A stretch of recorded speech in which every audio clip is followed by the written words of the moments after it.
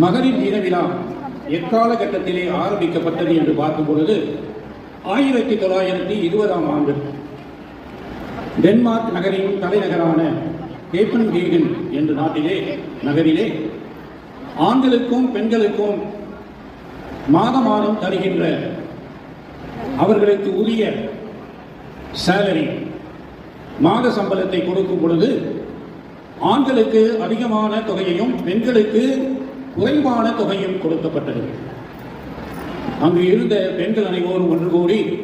நாங்களும் இதே தொழிலைத்தான் செய்கின்றோம், ஆண்களை விட அதிகமாக நல்ல விதமாக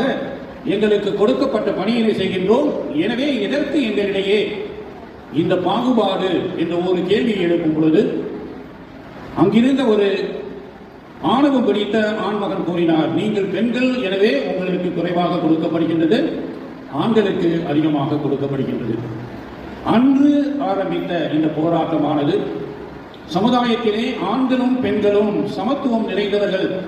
சம உரிமைகள் கொண்டவர்கள், அவர்களது உழைப்பிலே வேறுபாட்டை கண்டுபிடிக்காமல் அவர்களுக்கு கிடைக்க வேண்டிய சம்பளத்தை பெறுவதற்காக போராட்டங்கள் நடந்த காரணத்தினால்தான் 50 ஆண்டுகளாக நாம் மகளிர் தினத்தை சர்வதேச விழாவாக